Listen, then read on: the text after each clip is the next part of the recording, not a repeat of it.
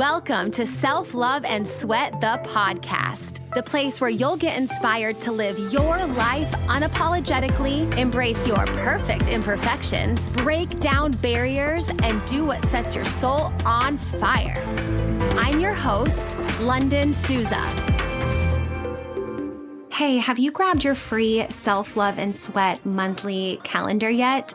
This calendar is so amazing. It comes right in your inbox every single month to help you have a little nugget of wisdom, a sweaty workout, a mindset activity, just a little something to help keep you focused and motivated and keep that momentum towards your goals. So every day when you get this calendar, you'll see a link that you can click that will lead to a podcast episode or a workout or something that will be very powerful and quick to read. And then you'll also see on the top left corner of every single day, there's a little checkbox in the calendar. And what that is that's for your one thing.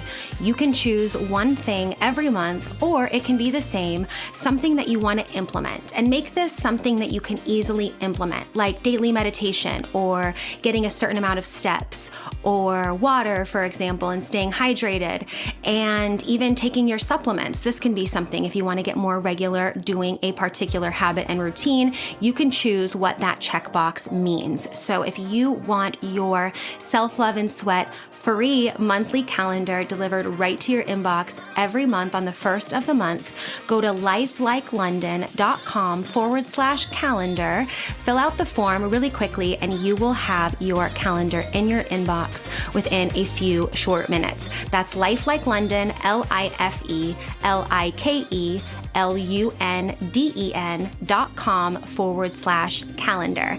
Go get yours for free and enjoy this episode. Welcome back to the podcast. Today we have Melanie Bonk on the show. And if you're watching the video, you can see that she has earrings on that are, boob earrings, which I didn't realize at first that's what they were. And she pointed it out. And so I just love your personality. I've loved getting to know you.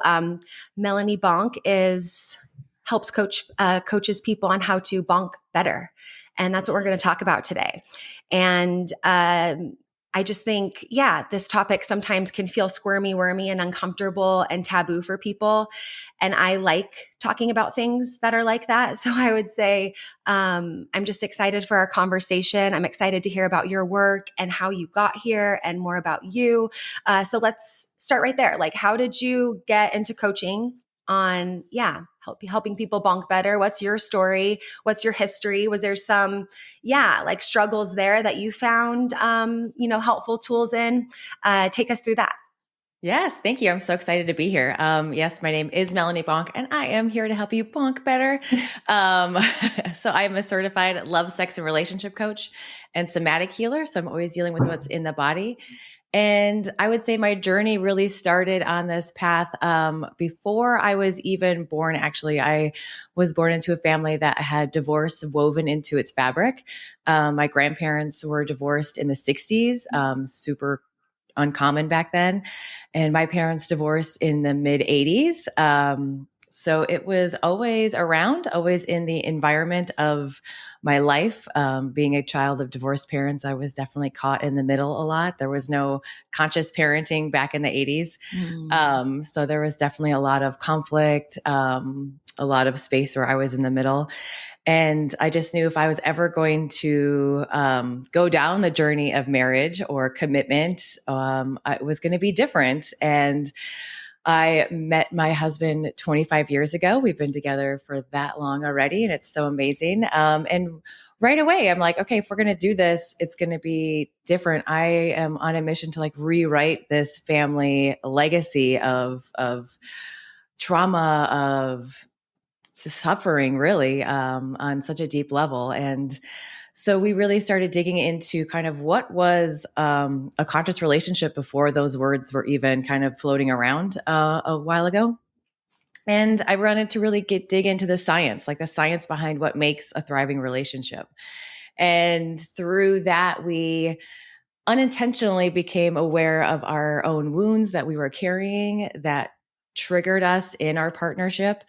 And then we really started healing together. We started this journey of what it is that we're doing, these roles that we were perpetuating from our childhood and that were coming out in conflict in partnership. There's a not so funny cosmic joke that only our romantic partners really trigger certain inner child wounds. For sure. Yeah. So those were triggered as fuck. And so healing those really created this container of safety that we have now, this thick, rich, juicy partnership. And so I eventually became the person who my friends and family would come to for advice in the realms of love, sex, and relationship. And it kind of was a doorway to get into this world. And so I found a program. I did some training in trauma, how the body holds trauma, how if it's unexpressed, it really turns into suppression and depression, and came out of it with a major in relationship transformation, both female and male sexuality. And then I also dipped into Tantra and the world of bringing sacredness to our bodies, to our pleasure, to everything we do really in life. Yeah. I love how you painted that story of divorce woven in, like you said, woven into the fabric of your family tapestry and your story and what you experienced. And, yeah, I think the ancestral part, the looking back in that space has been so helpful and so healing for me in so many ways, in the same way that you described, where you look back and you're like, okay, not that. Right? Like you have your history line and it's like you can be the same, unconscious pattern, just knock down that next domino, sameness, copy paste. Or you can look back and be like, wait, no, not that. And I'm curious to know what your perspective is. When I look back too, because mine's a lot around communication style or lack of communication and whatever, it's like not that. And I couldn't have had not that and got this, right? Like it's almost like you can't not have had that experience in order to, you wouldn't have been coaching people, have been determined to build a conscious relationship and just found yourself in the middle of not that, right?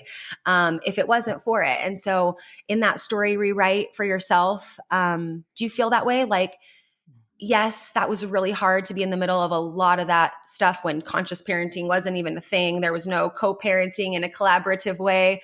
But would you change that? Like, would you change that story? Yeah. No, absolutely not. And now I can look at it with such gratitude. And the biggest, deepest wounds that are in my heart, for so long, I was struggling on trying to get those out. Like, okay, I'm done feeling this pain. I'm done feeling this wound. I'm done feeling that like abandoned little girlness. And that got me nowhere fast. That just like made it more intense, like felt even more deep in my heart. So I really had to learn how to wrap love around it, how to really honor the wounds. Because if I got rid of it, if I got rid of that wound, then I would get rid of the lessons. I would get rid of the guidance that it gave me in my whole entire life on how I live with an open heart. So coming into gratitude, just like whoosh.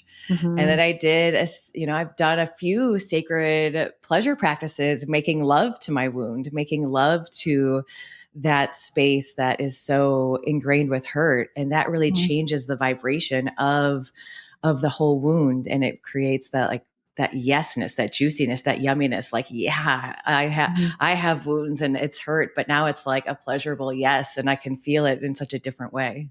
Yeah. Alchemize that feeling a little bit, change what your nervous system and how it responds to it, to your point of like, so it doesn't get stuck and you're not like holding on to it somewhere. You can really, transform that into something different and build new pathways for that when we choose. Right. But sometimes that pain is so deep and it hurts and it feels almost like you're excavating, and this like, sometimes it feels, that physical soreness that we get from exercise, sometimes like that emotional soreness is there too. So there's some sort of like speed and cadence, I think, too, to at least what's felt good for me in that inner excavation process. Sometimes I'm like, let's go. And then you're like, wait, all right, let's, land into some of that too and let that like heal and reorchestrate a little bit.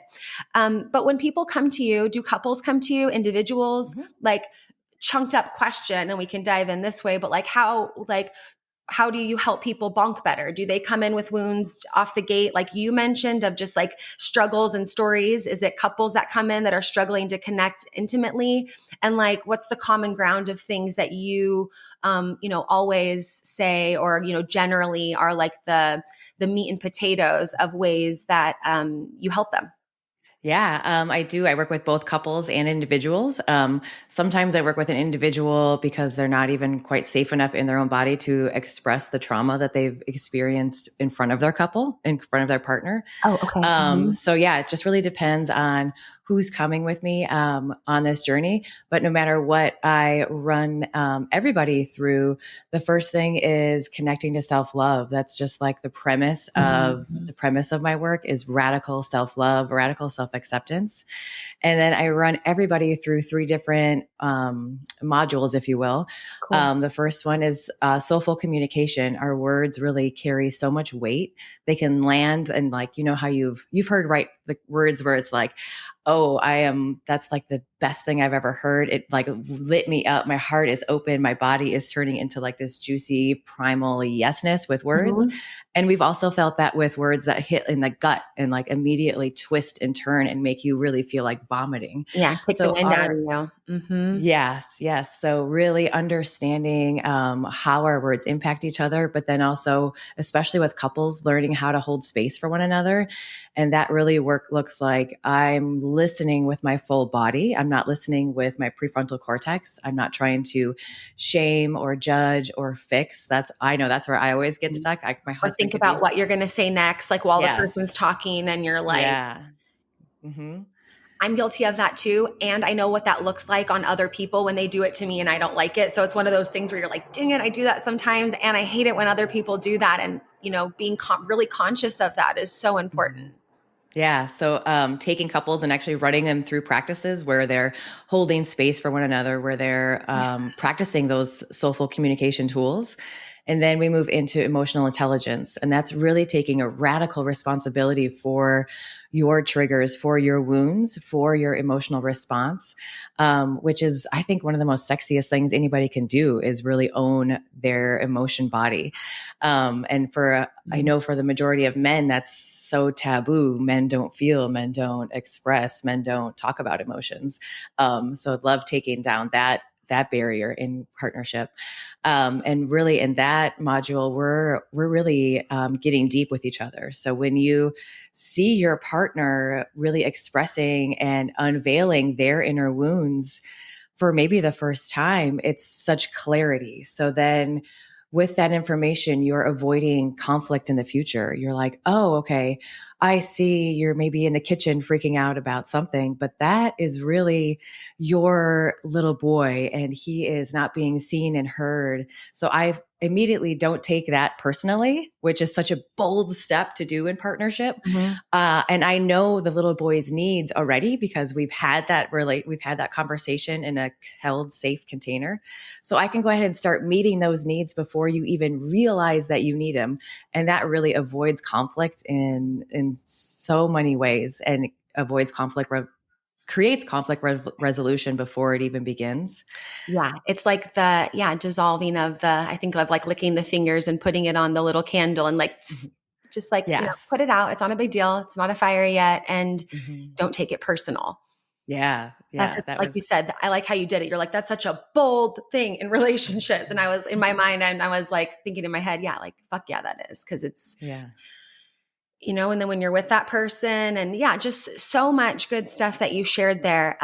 For the language part and I don't know how you said it, conscious language, or what did you say?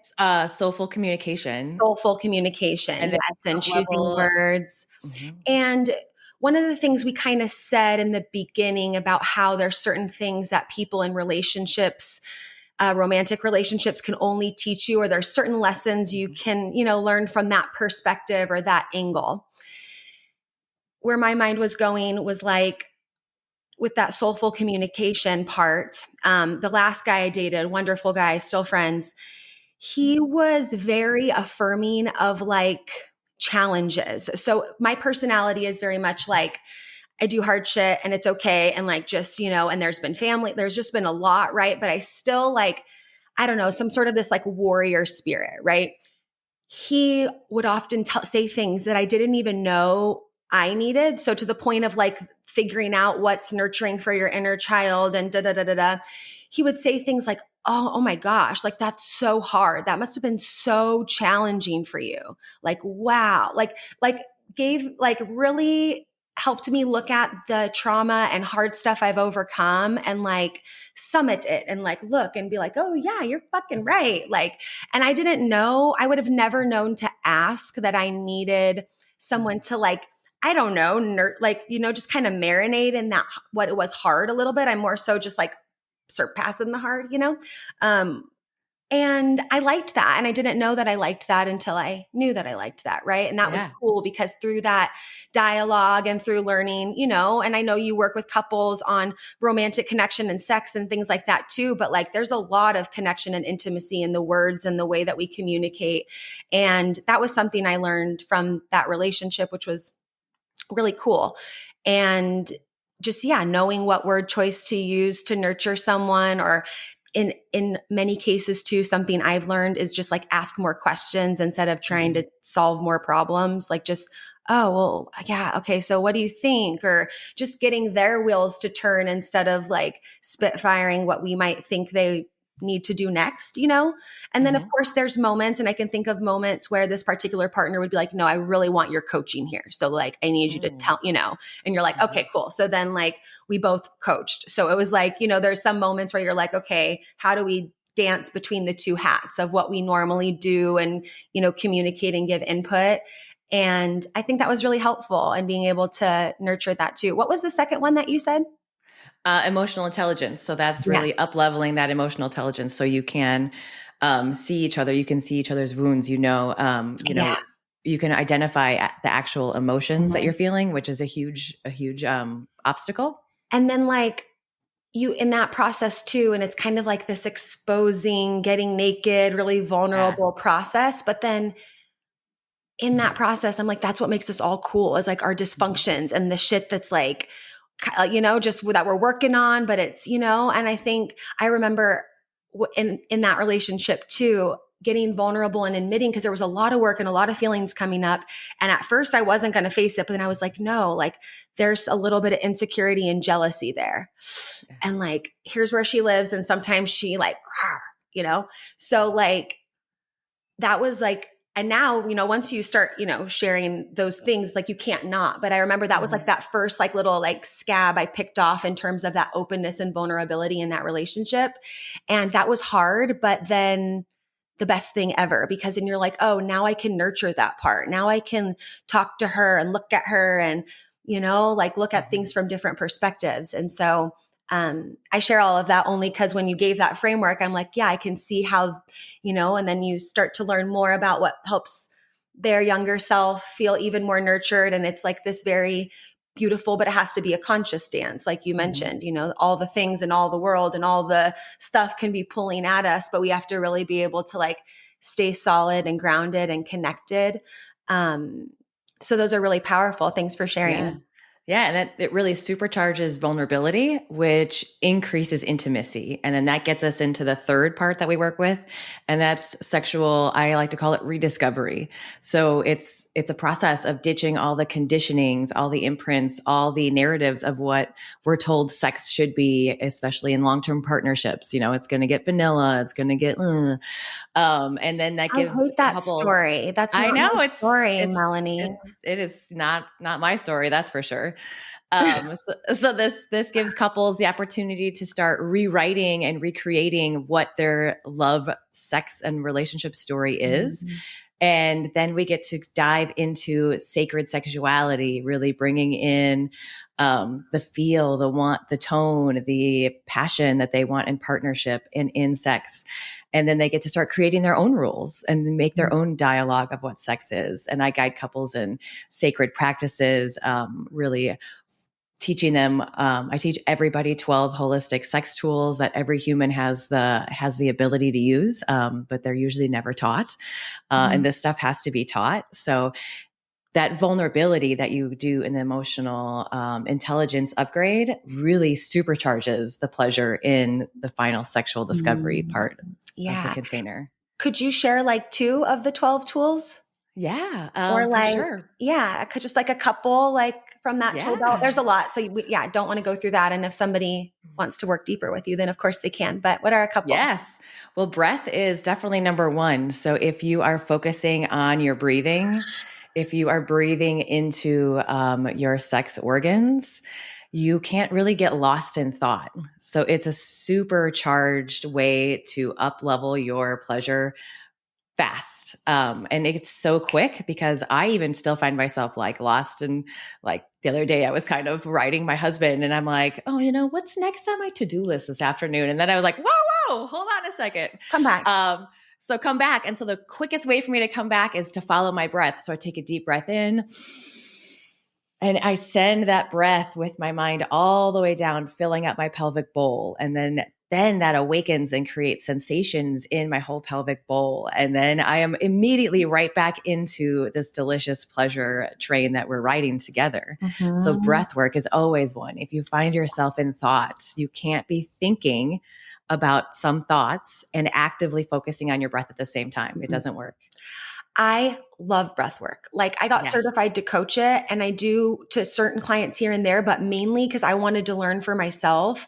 I love that was the first one that you mentioned too, because you just can always come back to your breath, always, anytime, no matter where you are, no matter what. And just the different feelings and sensations and places you can go. And sometimes I like can't feel my extremities and I'm like, where's my body? And I just love the journey that we can go on.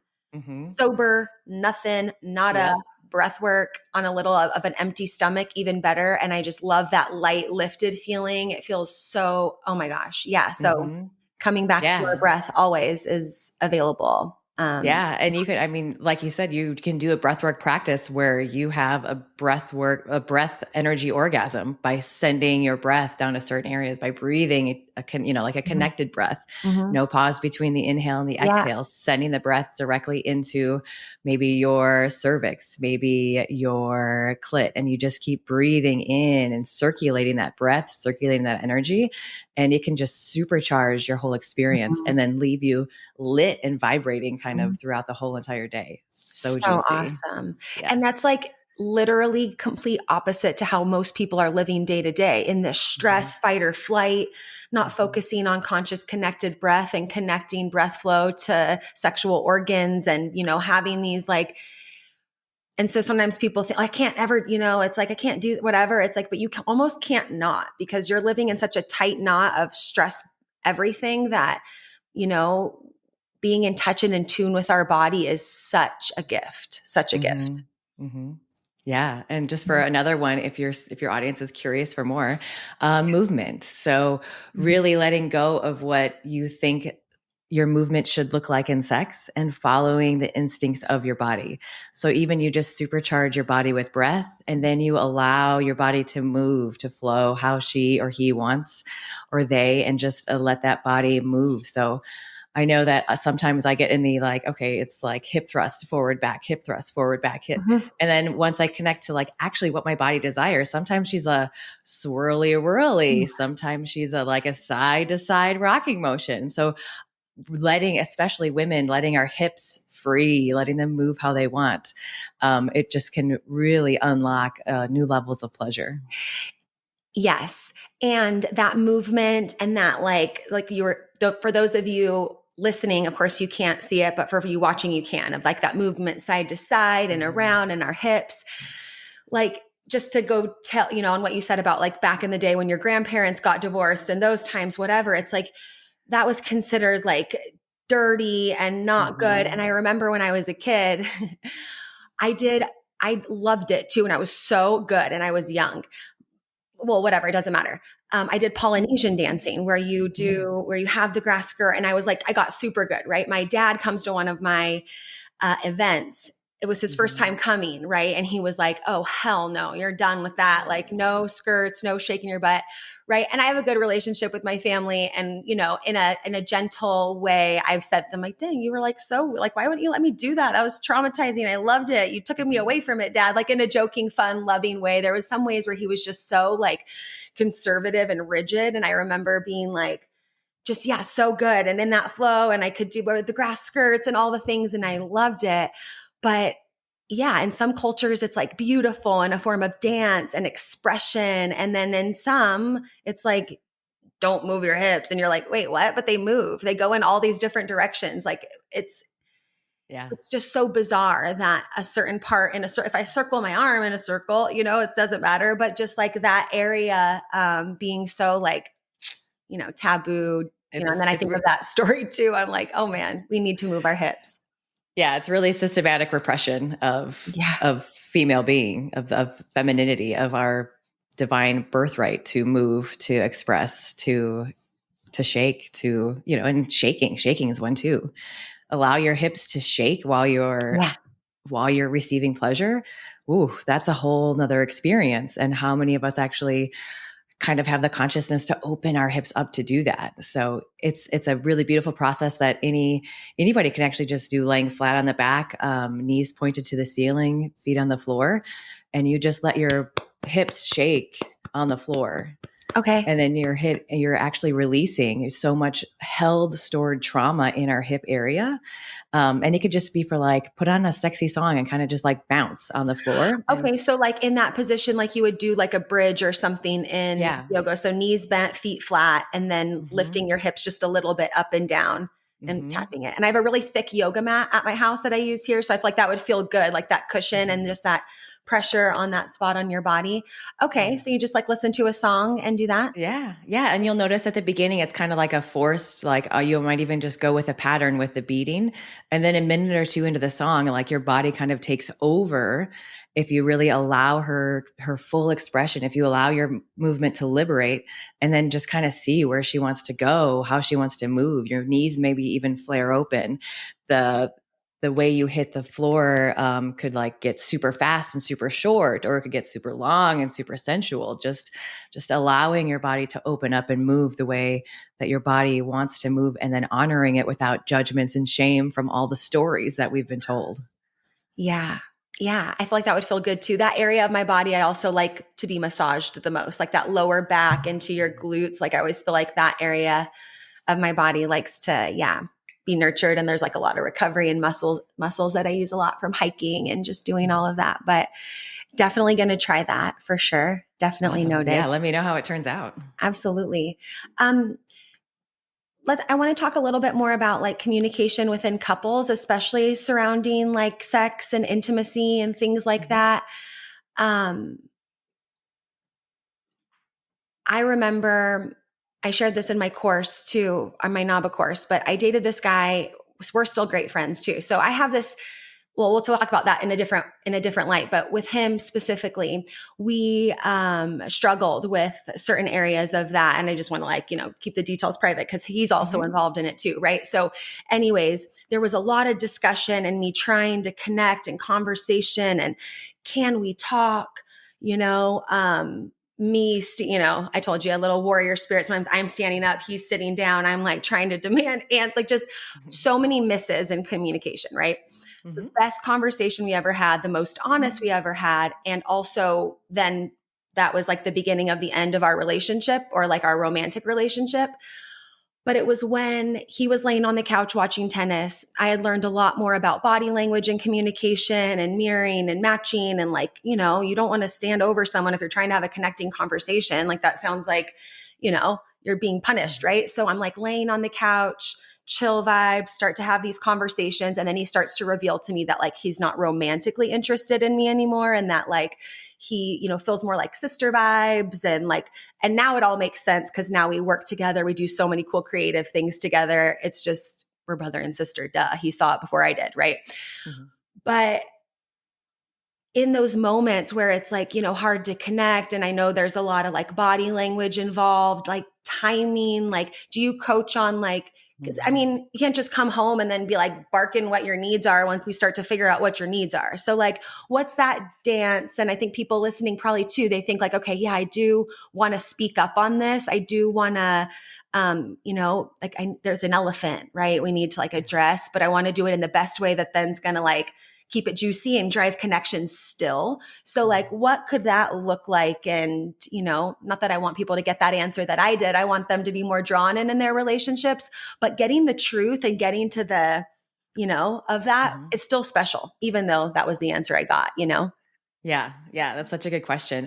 So I love to guide couples in setting up sacred spaces. So, first of all, you're totally right. It matters about the environment, about where each person is coming from.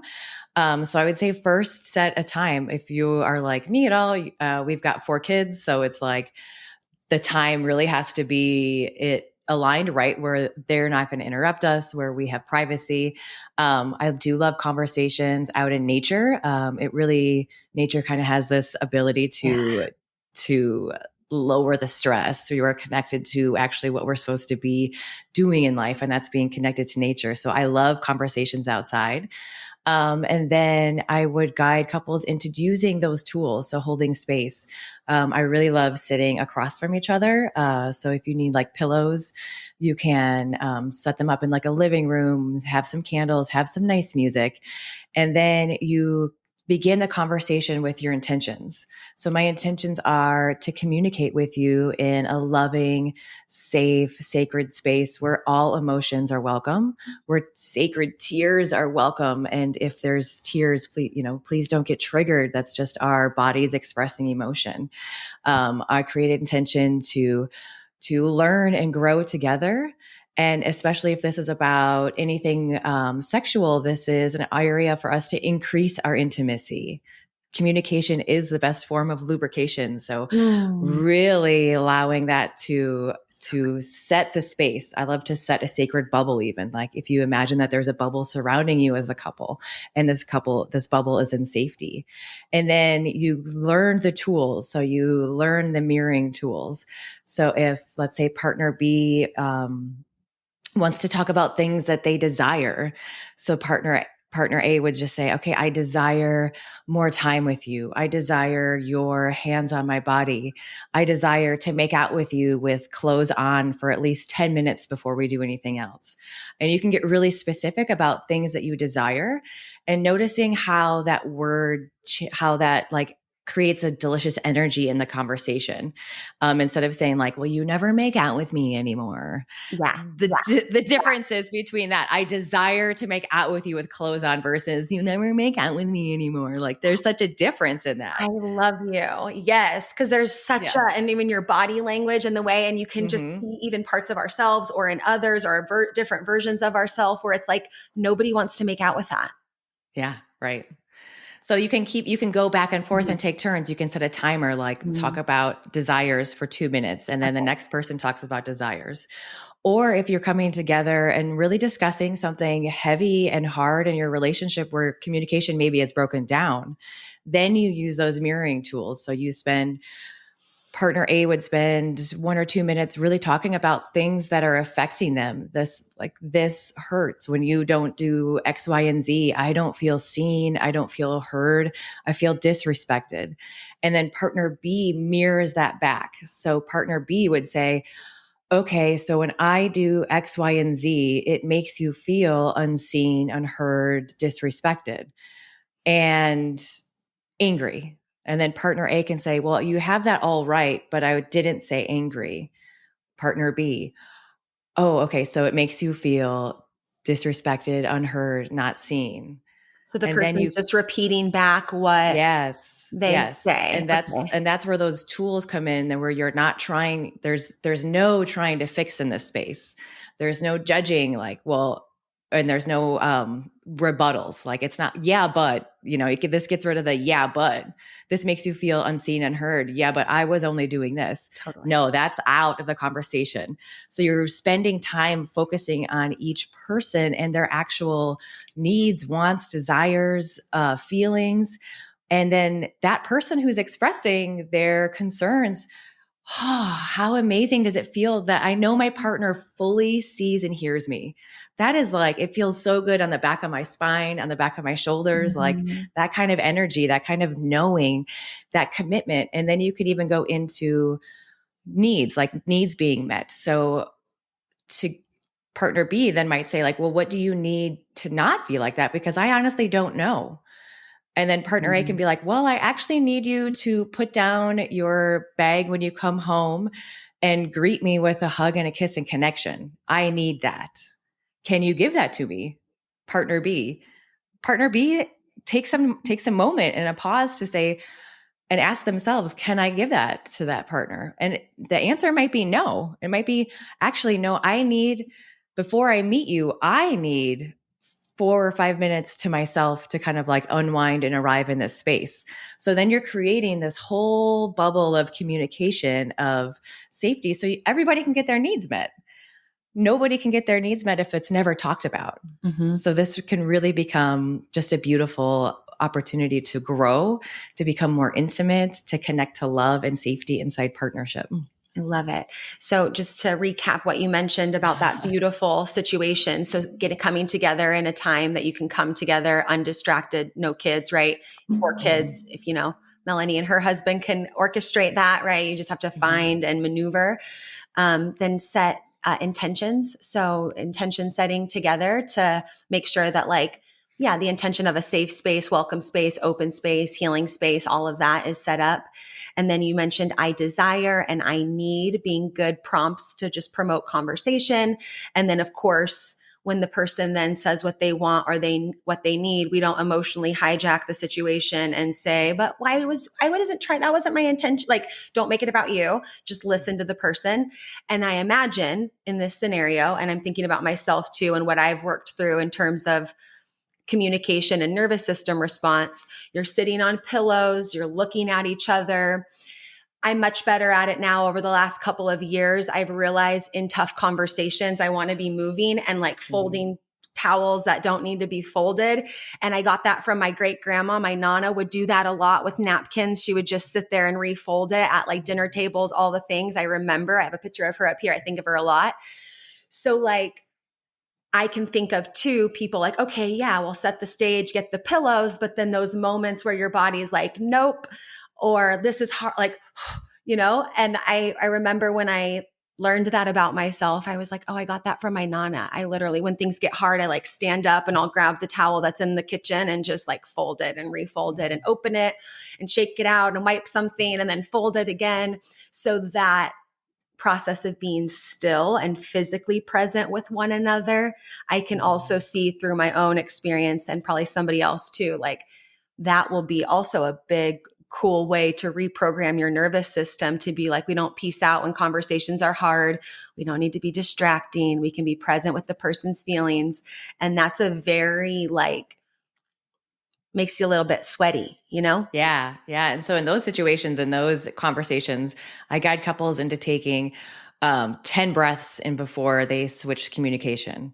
So partner A could give all of their download, and then together they take 10 breaths together. Nice, long, slow, grounded, rooting breaths. And you'd be surprised how the energy can change in just 10 breaths. And sometimes it's really quick where one of the partners is and I'm like, no, pause. This is why it's good to have a coach to coach you through these things. Pause. 10 deep breaths together. And then you can see the whole body change. Yeah. And that's plenty of time as the person who maybe had the thing they want to say to forget that. 10 deep breaths, you're not going to hold on to all the, you should do this. And this is what I think, it's just kind of nice little break there, pattern interrupt. And yeah, it's not what couples are normally doing in dialogue. Things are going back and forth. We're saying things. So to get in that habit, or even with coaching, being wait, nope, 10 breaths. Yeah. I like that. That's really helpful in a lot of ways, but especially in conversation of okay, after you shared that with me, let's take 10 deep breaths together. That type of dialogue I love to have in relationships, because I think it's cool when you can, surpass some of the mundane ways of interacting and being able to be no, let's really be conscious and up level in that way. Yeah. Um, okay. So I have a question. Mm-hmm. Or just like, this is where, yeah, I'm at in my life now and what I think, and based on what you said, your story was, but like, I've had some really great relationships, right? Like really awesome guys that I've dated that are wonderful, that at some point, maybe after we broke up, we weren't that close friends, but there's like two in particular that are like really awesome friends of mine. Both of them we dated about 3-ish years. I think those were successful relationships. I don't think it wasn't, you know what I mean? Like, I Yeah. think sometimes we think if we're not with that person for a long time or we haven't had this like full duration experience. But when I look back, I'm like, oh my gosh, I learned and grew in so many ways. And I'm so grateful. And I do not want to be with that person, but I'm just so happy that I got to have that experience and that expression for a while. So, like, I don't know. I don't know what specifically what I'm asking, but I think that like you don't have like I love your story and that success of long term and longevity. And maybe that's also my pattern. I'm just like, oh yeah, maybe that's just my like 3-year mark or whatever. But I really feel like, yeah, great relationships. I learned so much, grew a lot. Mhm. Um, do you believe or like do you think that can be the case that we can have, the story maybe that you mentioned that was hard for you with divorce, but like consciously have, you know, maybe multiple monogamous relationships that grow us that don't need to Mhm. be to infinity and beyond and still like be successful? You know what I mean? Yeah, absolutely. And like you said, you got so many juicy nuggets out of it. You have a first of all a friend that is still in your life and Mhm. that you have relationship with. You've learned something. You have gratitude. I think it's really removing the good bad filter, right? The right wrong, good bad. There's no right way to do anything. There's no good bad. It's like this whole spectrum. And so if you were treated with respect, with love, with honoring, and you Mhm. consciously together came and ended the relationship with that same love, respect, and honoring, Mhm. I mean, I don't think you can go wrong. There's no good or bad or right or wrong way to do Mhm. this. Yeah, yeah. I think I just share it because like that's not what my family does, So it's like everyone's Mm. like just not, and so for my Hmm. grandpa sometimes, and I just like love thinking about our ancestors and their model of the world and all of that. But like, yeah, I just remember he was like with when did I date Joe? Uh 2012, 2013. So I was like in my early 20s and we went on a trip. My grandpa came to Europe. I was living there at the time. And then when we broke up, he was like, but wait, I got them a hotel room together. And I was like, and we've lived together for the last 3 years. It didn't work. That's not, Joe's awesome. We're not still friends. We don't stay connected in that way like some of my other exes, but that's that's like in my family, you're like, oh my gosh. And I remember when my grandparents came to visit in Austria, and then other people in my family knew that we were like, there was 2 hotel rooms. Grandma and grandpa were staying in one, London and Joe were in the other. Everyone's like, oh my gosh, like grandpa got you a hotel. It was just so like fucking just that. It was just so weird, and I'm like, Mm-hmm. so then afterwards it was like, well, since Joe, I've had some, yeah, really great, awesome relationships. And yeah, sometimes, I'll hear things like, oh, when's it, I want to see you in a white dress and when's it your turn? And all, these things where it's like, I'm sure someone listening now has different views of what they want their life and romantic relationships and all of that to Mm-hmm. be, that can be different from, the peanut gallery of the older generation that has their strict opinions and also thinks that they can just like share it and dump it and that you're going to Mm-hmm. just, jump and move in that direction. But yeah, anyways, yeah, I don't know where I was going with that, but Sex at Dawn is a great book. Sex at Dawn actually looks at our DNA structure and who we're most similar to in nature. Mhm. And we are most similar to a species that is not monogamous. So it's a great book where it dissects kind of all these cultural structures. Mhm. If you want to dive in a little bit deeper into that, I love that book. It was One more amazing. time. What's it called? Sex at Dawn. Sex Adon. Okay, cool. Yeah. Yeah, I'm gonna add Mhm. it It's to a my great book. book list. I do. Yeah. Although Yeah. I read a lot of books and I listen to a lot Mhm. of books. So sometimes I'm like an audio book with that book, and sometimes I need the physical book. But I love to read, and I just love to learn more about people's Mhm. models of the world without judgment, and like what people want to do is like really not my concern. But I'm like, how can I communicate with them better? How can I help them Mhm. feel seen, heard, and understood? While like all of those dynamics are really cool. What do you? What are what would you say are some like really big, and I mean, yeah, I don't know if you just work with sexual couples or all different types of couples, All but for the couples. sake of saying it this way, and then you can be specific if you want. Like, Mm-hmm. what's something that you notice that like husbands have a very big misconception about what their wives maybe want and need, and vice versa, that prevents them from like bonking better and having that intimacy and that connection? Are there some patterns that you notice where it's like, yeah, when you can realize like, oh shit, I thought that, you thought that. What are some common Yeah. ones? A great one is, and this does totally doesn't matter your orientation. This is every human. Every human has this set of accelerators and brakes running in the back of our mind. That's like, this is a space to be turned on and lit up. This accelerator on. This is not a safe space for that. Accelerator eases off and the brake steps on. So it's like, if you imagine like we're driving a car, every situation, every minute, no matter what, there's programming running in the back of our mind that's like saying yes, no, no, no, no, yes, yes, yes, yes, no, no, no, no, no. So understanding, if you're in a long-term partnership, each other's accelerators and brakes is like mind blowing, because every single human has different ons and different offs. So it doesn't matter your orientation, doesn't matter how you're in partnership. Even if you're not in partnership, your accelerators and brakes are still your accelerators and brakes. So it's really understanding, taking some time and gaining that consciousness around what it is that makes you feel safe, what it is that makes you feel turned on, what it is that makes you feel lit up inside, because they're all different. Just like every vulva is unique and beautiful, every human's accelerators and brakes is unique and beautiful, and there are no two alike. So it's understanding your turn on, understanding your energy system, understanding the really yeses, and then really honoring the no's. Because if you are familiar with your no's, if you're familiar with what slams on the brakes, then you can start to make choices. Like, you can kind of feel like the energy of a person. That energy is like a no. Mm-hmm. And then you could dive in a little bit, like, why is that person such a no for me? Mm-hmm. And then applying those to yourself, and then you can create your own boundaries. You can say like, okay, this quality, this trait is just a no for me. So now I know, going through life, I can attract what I want to attract, and I can say nope to what I want to say no to. Got it. Okay. So that yes and no in terms of the partner that you're looking for, the yes and no in terms of what you're down for when you're in that partnership, when you feel safe to connect versus when it's like, no. Is that what you're saying there too? Is kind of like learning those emotional yeses and nos and those Yeah. moments to do that dance. And what worked in your last relationship doesn't work in the next one always. What they liked in bed or what you were good at with them is not the same as what the next person. And so treating it as like a new experience, new story, new, exploration, even within the same person, right? It's like maybe what they liked when you first got together too is like not it anymore.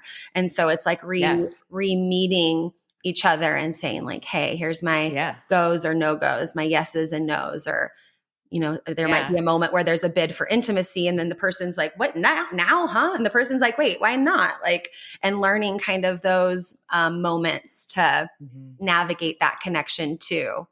That's at least Yeah. what I thought from what you said. Yeah. And two things to add to that. Hopefully I can remember them.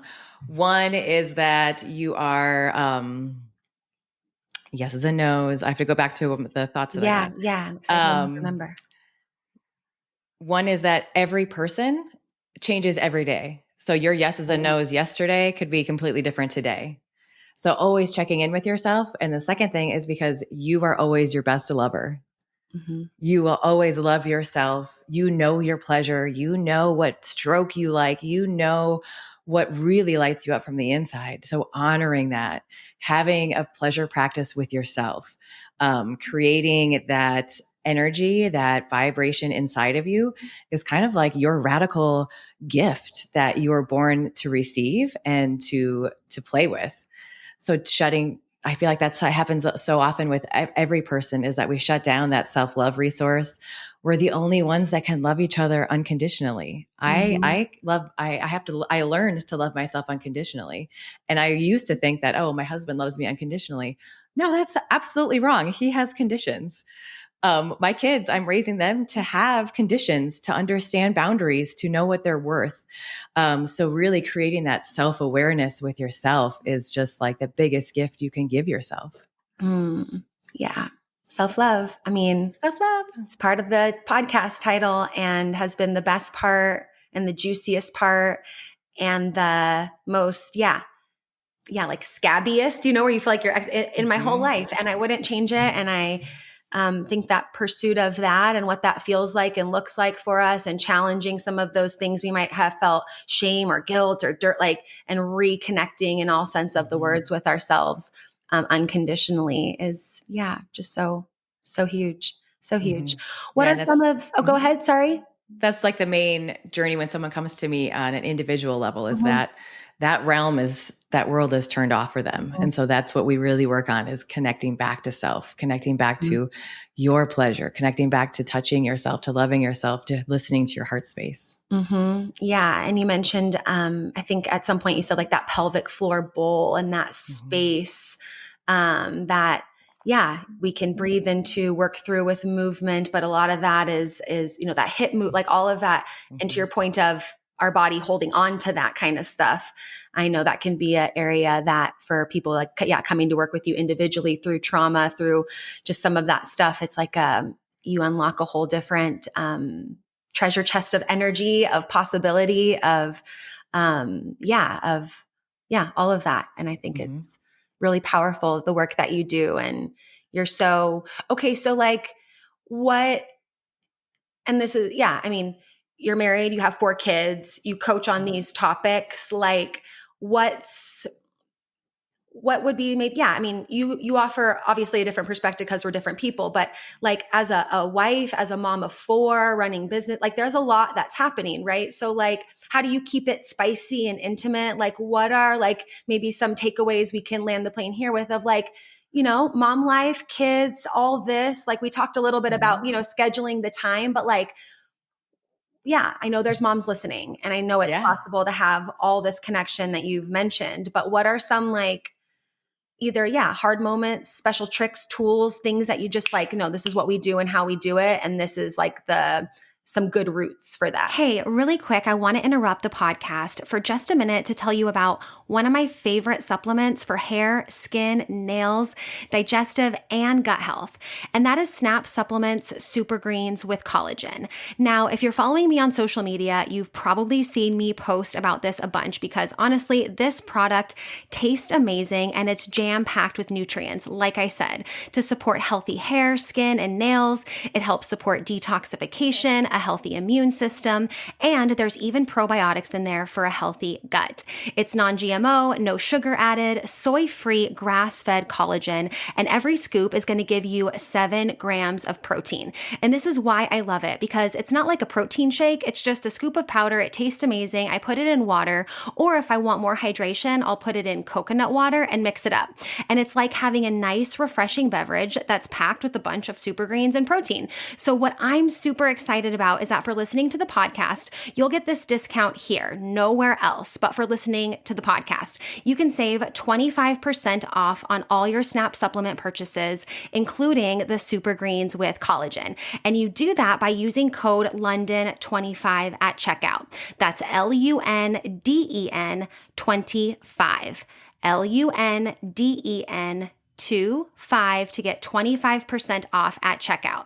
You can shop on snapsupplements.com, or you can shop on my website, lifelikeLondon.com/supplements. And you'll see there's already an additional 10% taken off. But you, because you're a podcast listener, you're going to get 25% off when you use the code Lunden25 at checkout.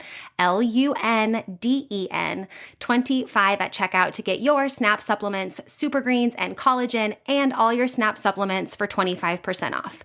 Now, let's get back to the show. Yeah, I find that I am more embodied throughout the day, and that means really being in my heart, in my womb space, out of my head. And that's when I can really follow my intuition. I can move, I can flow in the feminine. To do that, I need to be meeting myself first every day. So before I give my attention, my energy, my love to my husband or to my kids, I give it to me first. And that could be so small. Like I know as a parent, even hearing that and you're like, oh, well, add that to the list of stuff to do. No, this is the quintessential act of radical self-love that really only takes 2 or 3 minutes. So I sleep naked, which has been a delicious thing that I've discovered over the last couple of years. And just before I even get out of bed, I have hand on heart space. I rub my hands on my breasts. I connect to my breasts. I rub my hand on womb space. I cup my yoni and I meet my body with presence, with loving presence. And I just say, how are we feeling today, girl? How are we doing? How do we want to move? I love you. Hi. And then I kind of move into like, wow, I met myself. I usually do a tiny little mirror practice in the morning where I look in the mirror naked and I recognize and love the critical minds, our inner critic. They're always there. They're always running.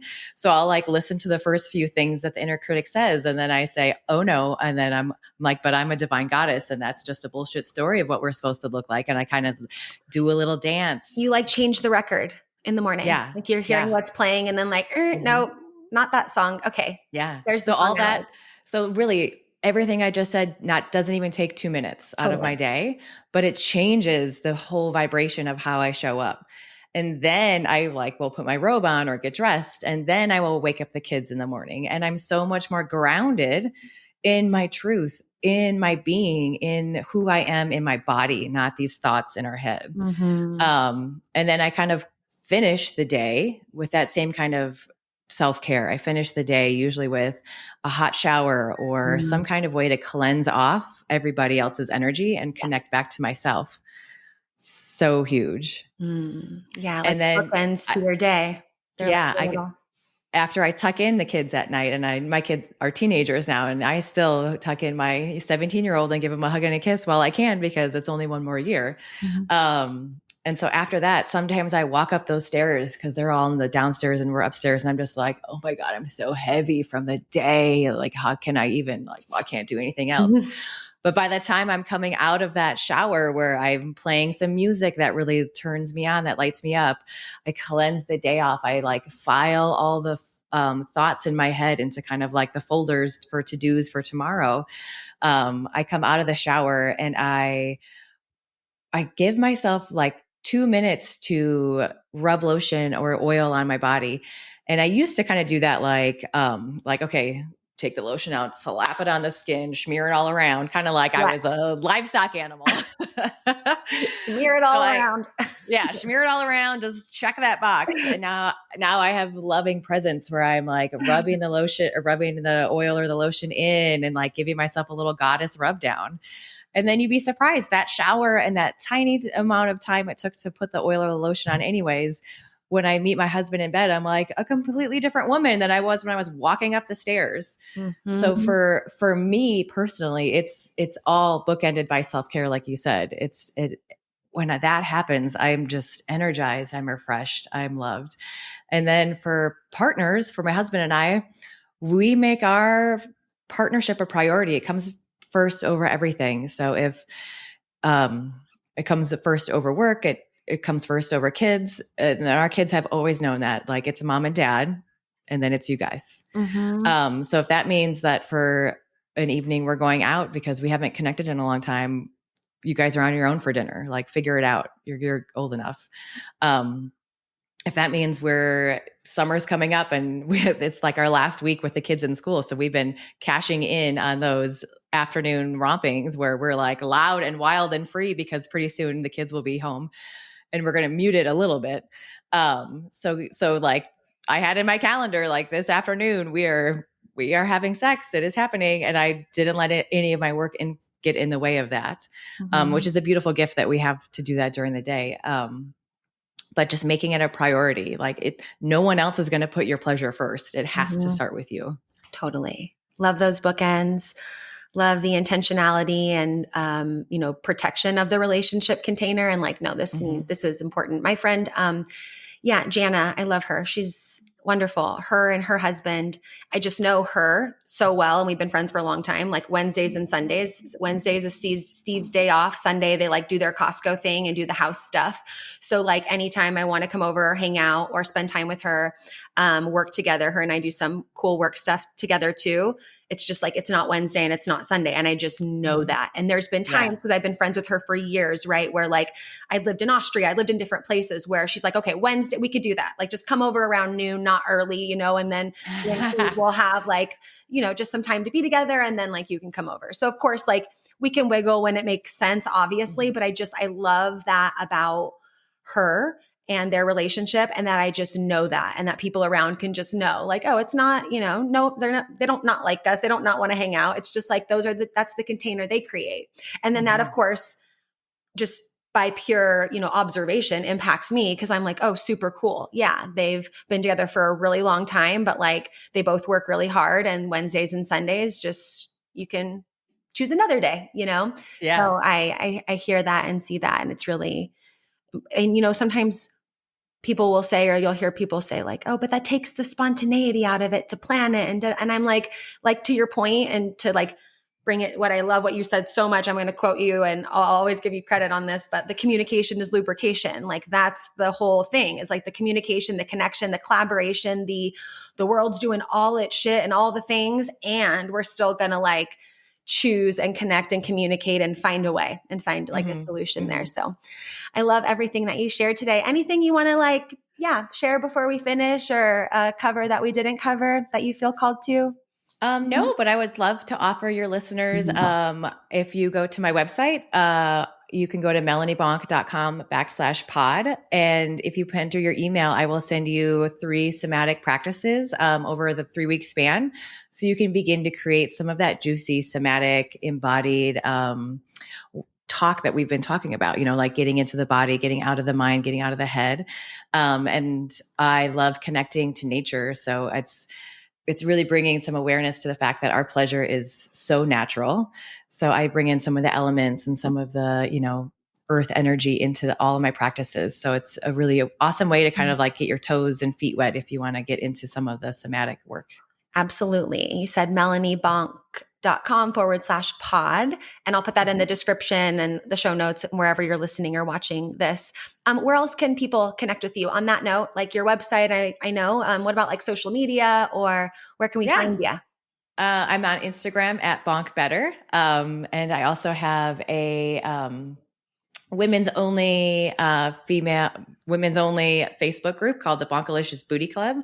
So you can Bonkalicious Booty Club. So you can reach out and join that.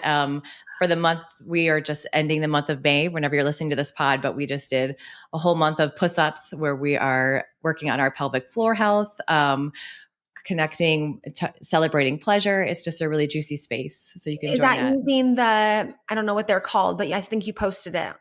What are the push-ups? Yeah, but isn't there like a I want to say crystal, but like some sort of stone or something that you use to, I think you You can. shared something on that, right? Did I make that up like on stories No, or something? yes, you're right. I look Yep. at your stuff. I like what you do. I posted, I used a jade egg for a jade egg practice. That's what it was. Yeah. And there's crystal eggs and any kind of yoni egg. And it's really, for me, the yoni egg was a way to supercharge my pleasure and reconnect me to my internal anatomy after having kids. And you're doing the kind of that same thing where you're squeezing your pelvic floor muscles around the egg, and it just like lights up from the inside. It creates more juiciness in your yoni. It creates more turn on, creates more connection, and Like a little deep it's tissue definitely massage in that space, right? yes, and every pussy actually carries her own trauma body. So working with something hard like a jade egg or a crystal egg or even a glass dildo, it actually, you get to release some of that trauma. If you think about like silicone, it's kind of soft and you can kind of push it in. So yeah, it's like exactly like you said, a deep tissue massage for inside your yoni. And it's a really beautiful practice. I do guide couples and women in using these tools because there is so much de-armoring that can happen inside of our own bodies. I was kind of at the beginning of my journey with using these tools, I kind of like did an eye roll, like, okay, yeah, you could potentially like cry and have a big emotional release. Eye roll, eye roll. And then my husband was actually giving me a sacred yoni massage, and he hit the spot, and it was just waves of emotion coming out. And when you experience these heavy feelings with pleasure, your nervous system can handle it so much better and in such a more integrated way. And so I was like, ah, and he's like, you okay? Should I keep going? I'm like, don't stop. All the emotions needed to come all the out. emotions. Yeah. Yeah. So some of these tools are just beautiful, and they've been around for thousands and thousands and thousands of years. And for all those thousands of years, it's taken sex witches like me the opportunity to share these tools with people. We all have to learn. So it's really a beautiful practice. Yes, we all have to learn. And I can just think of the lack of any of this education that they tried to provide in my 5th grade class, which was basically like, if you start your period, put your pads in this container and zip it so that if it falls out of your backpack, nobody sees it and it's discreet. And it was just, so it's like, we have to go back. That's why I love doing the podcast. I love talking about things that like, it's not, 2 + 2. It's not like the stuff you learned in school. And there's so much that we don't learn about our bodies. And so I'm just so grateful for the work that you do and for our conversation today. And for those of you listening, connect with Melanie on her website and get some free resources or on Instagram, on social media. Thank you so much, Melanie, for your time and your heart and the way you show up. And I'm excited to, see you in real life very soon. And thank you guys for listening. Connect with Melanie, and we'll see you at the next episode. Thank you so much for listening to this episode of Self-Love and Sweat, the podcast. Hey, do me a favor. Wherever you're listening to this podcast, give us a review. This really helps a lot. And share this with a friend. I'm only one person, and with your help, we can really spread the message of self-love and sweat and change more lives all around the world. I'm Lunden Souza, reminding you that you deserve a life full of passion, presence, and purpose, fueled by self-love and sweat.